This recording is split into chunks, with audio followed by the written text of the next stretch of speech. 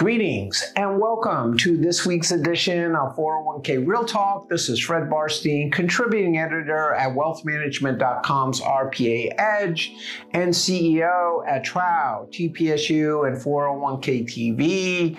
Returning from holiday and a long retreat, I review all of last week's stories and select the 5 most important and interesting ones, providing open, honest, and candid discussion you will not get anywhere else. So let's get real. First story, though announced late last year, the Aon acquisition of NFP is worth noting and another example of convergence.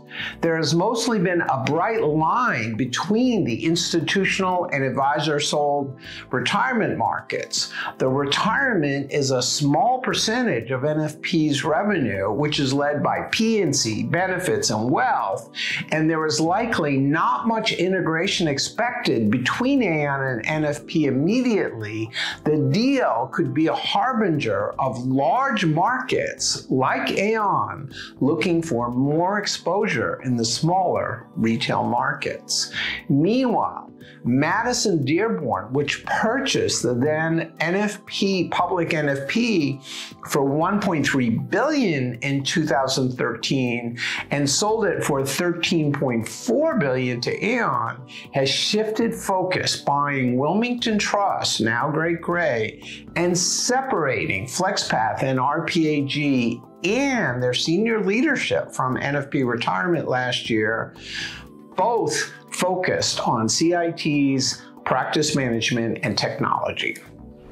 Next story, it's hard to keep up with all of the developments at Vestwell, a leading fintech record keeper. They recently announced a $125 million capital raise at a $1 billion valuation led by Lightspeed Ventures, increasing the total invested to $227.5 million with profitability 18 months away and a possible IPO if they are not acquired beforehand. Vestwell bought Someday from BNY Mellon a few years ago, cornering the government auto IRA market, and recently purchased Gratify, a student loan debt repayment provider, from Morgan Stanley. Along with emergency savings and HSAs, Vestwell offers managed accounts with a high percentage of plans supplying them, and they are currently working on a lifetime income solution. As the small plan market explodes, Vestwell is well positioned with leading technology and the ability to safely share data. They have major partnerships with Morgan Stanley and JP Morgan and are uniquely focused on partnering with advisors. Next story, Pantera, another fintech focused on DC plans and advisors, announced a partnership with Commonwealth Financial to enable their advisors to manage clients' 401k accounts just after getting another $60 million in funding late last year. With $9.3 trillion in DC assets and $800 billion rolling out of plans annually, not only are ERISA plans a prime target for wealth advisors, the workplace is a great way for RIAs to find new clients. Pantera enables advisors to safely leverage their clients' credentials, acting as a cyber shield, providing a viable and safe solution to both RPAs and RIAs to integrate and manage participant assets, which is sorely needed as wealth and retirement converge at the workplace. Next story. The U.S. Supreme Court heard oral arguments on a major issue that could affect the DOL, though it is not your typical ERISA lawsuit. Cited tens of thousands of times by other courts, the Chevron doctrine allows courts to defer to agencies when legislation is ambiguous, likely to be overturned with backing from conservatives, which claim the Chevron doctrine enables the deep state.